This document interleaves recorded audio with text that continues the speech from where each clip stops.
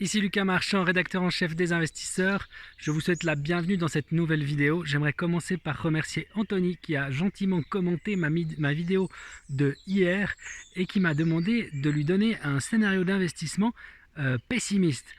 Parce que j'avais parlé déjà d'une idée d'investissement pour l'ère post-coronavirus, quelles seraient les entreprises qui en bénéficieraient. J'avais parlé en particulier des chaînes de restauration rapide qui bénéficieraient d'un environnement moins concurrentiel que par le passé. Alors maintenant, j'aimerais répondre à Anthony et lui donner quelques-unes de mes idées pour un scénario pessimiste. Qu'est-ce que ça veut dire un scénario pessimiste? Alors, il y a beaucoup de possibilités. Certains pensent que la fin du monde est en train d'arriver, que c'est la fin du capitalisme. Je pense que contre ça, vous ne pouvez pas faire grand-chose. Vous pouvez vous acheter un fusil, quelques cartouches et vous réfugier dans le Massif central. Si vous avez des moutons et quelques poules, c'est encore mieux, mais je ne pense pas que c'est vraiment ce qu'on peut appeler de l'investissement. Donc, partons plutôt sur un scénario dans lequel on va vers un déconfinement au sein de la crise du coronavirus et puis on s'aperçoit au bout de quelques semaines que ça ne fonctionne pas.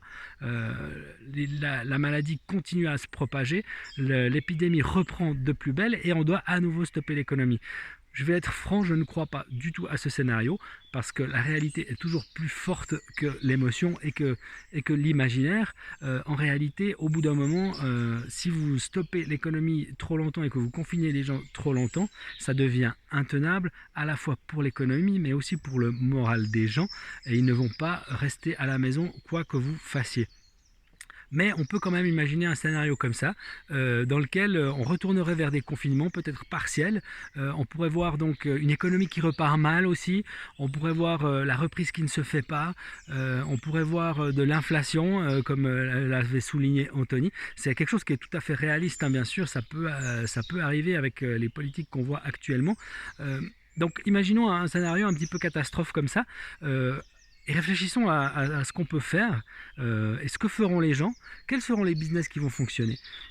D'abord, qu'est-ce qu'on peut faire en premier lieu si on a peur de ce qui va se passer dans les 2 prochaines années? On va s'acheter de l'or, évidemment. Donc l'or est un actif historiquement qui est ancestral et qui a toujours eu de bonnes performances dans les temps difficiles.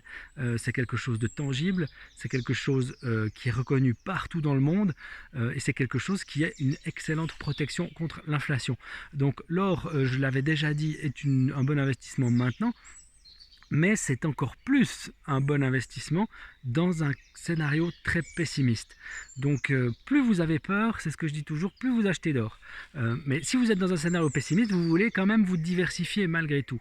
Et je pense que là, vous pouvez aller regarder du côté des autres matières premières, en particulier de l'argent, qui est un petit peu plus dynamique, un petit peu plus orienté sur l'industrie. L'argent est utilisé dans beaucoup de processus industriels.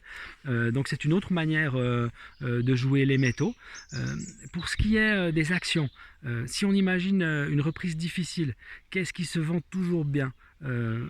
Les supermarchés, les chaînes de supermarchés, c'est quelque chose qui fonctionne très bien en ce moment même et qui donc demain dans un scénario catastrophe par rapport à la pandémie serait toujours un bon pari à prendre puisque les gens continueraient d'avoir besoin des supermarchés et peut-être même que les supermarchés finiraient par s'adapter aussi à cette nouvelle situation et encore améliorer leur propre performance en prenant des mesures internes.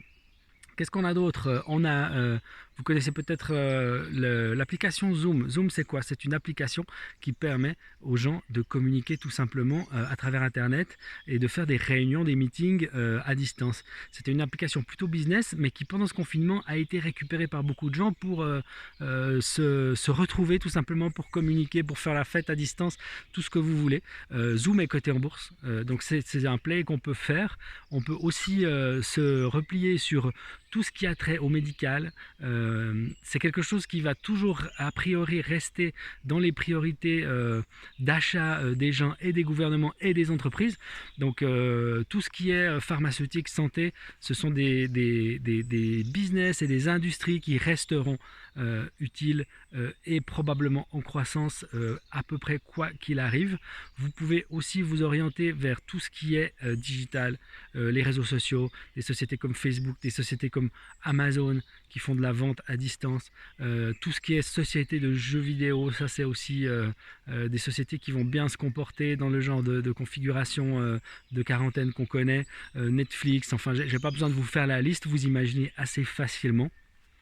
Maintenant, quelles sont les sociétés qui pourraient avoir une bonne performance si l'économie tout simplement va mal mais qu'on n'est pas en quarantaine? Là, c'est un exercice qui est plus difficile. Je n'ai pas de noms comme ça qui me viennent en tête tout de suite. A priori, ceux que je viens de vous donner sont plutôt intéressants. Tout ce qui est actif dans la consommation de masse, les Coca-Cola, les chaînes de restauration rapide en l'occurrence aussi, puisque quand les gens ont moins d'argent, ils continuent malgré tout à sortir et ils aiment aller au restaurant, et comme ils ont moins d'argent, ils se tournent vers les sociétés de restauration rapide. Il faut voir que McDonald's, suite à la crise de 2008, a vraiment eu un très beau parcours et aussi surtout a très bien résisté à la crise. Les gens ont continué à y aller. Donc il faut chercher comme ça des entreprises qui offrent des choses qui sont bon marché, dont les gens ont toujours envie, pas forcément besoin, mais envie, et qui restent accessibles. On évite bien sûr dans un scénario très pessimiste les sociétés qui ont beaucoup de dettes, qui prennent des risques, qui sont sur des marchés pas faciles. Évidemment, on oublie tout ce qui est banque, tourisme, toutes ces choses-là, toutes les sociétés qui souffrent actuellement, si la crise continue à frapper et si ça continue à mal se passer, elles vont continuer à souffrir, c'est très logique. Voilà un peu ce que je peux vous dire par rapport à un scénario pessimiste. Mais je dois quand même vous dire que historiquement, jouer le pessimisme n'a pas toujours payé, voire n'a jamais vraiment payé. Avoir de l'or, c'est toujours bien. En revanche, penser que l'économie ne repartira pas dans les 5 ans, c'est un pari qui est quand même très risqué. Si vous voulez même aller jusqu'à jouer la baisse maintenant, si vous ne savez pas exactement ce que vous faites, ça va être très compliqué. Il faut jamais oublier une chose, c'est que quand vous jouez la baisse, vous prenez quand même le risque de parier sur quelque chose qui arrive moins souvent statistiquement que la hausse, et donc statistiquement vos chances de réussir sont moins grandes. Donc n'oubliez pas ça. Surtout si vous avez peur, je pense que le mieux à faire, à mon avis, plutôt que d'essayer de jouer vraiment ces investissements de baisse, plutôt garder du cash. Ça aussi, c'est pas quelque chose que j'aime beaucoup faire, mais je recommande quand on a peur d'avoir peut-être 10% de son portefeuille en cash. C'est ce que j'avais avant le crash qu'on a connu là. Aujourd'hui, j'essaye d'avoir de moins en moins de liquidité, mais beaucoup de gens ont encore très peur. Et ces gens-là, je pense qu'ils doivent garder encore du cash. Pour ma part, j'ai encore suffisamment aussi de revenus pour pouvoir continuer à investir. Ça dépend aussi de votre situation. Essayez de voir si vous avez des revenus qui sont prévus et qui vous permettront de continuer à investir. Vous devez vraiment regarder l'entier de votre situation avant de décider ce que vous ferez dans un scénario pessimiste. Pour ma part, je peux voir encore le marché baisser très longtemps puisque je vais continuer à investir quoi qu'il arrive. Donc regardez bien votre propre situation, adaptez-vous, soyez intelligent, ne tombez pas surtout dans les pièges du pessimisme forcené. Historiquement, ça n'a jamais payé, ça sert surtout à faire marcher les médias, mais ça ne sert pas forcément à aider les investisseurs. Il y a des investisseurs qui font beaucoup d'argent avec ces scénarios pessimistes, il y a des investisseurs qui font beaucoup d'argent en essayant de timer le marché. J'en vois beaucoup en ce moment, beaucoup de commentateurs essaient de dire qu'ils vont timer le marché, qu'ils savent exactement ce qui va se passer. Je souhaite que pour eux que ça marche. Les chances que pour vous ça marche restent assez faibles. Ça, il faut en être conscient. Donc c'est pas plus sécure d'essayer de timer le marché ou de trader que d'essayer de simplement d'investir régulièrement. Donc soyez prudents avec ça. J'espère qu'on pourra se reparler bientôt. J'espère que cette vidéo aura été utile. Je vais encore continuer à creuser ce sujet-là. Si j'ai de nouvelles idées, j'hésiterai pas à faire une nouvelle vidéo. N'hésitez pas à poser vos nouvelles questions.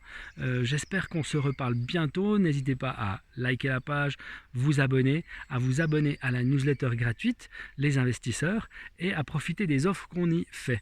Je vous dis au revoir maintenant. J'en ai fini avec cette vidéo et je vous dis à bientôt.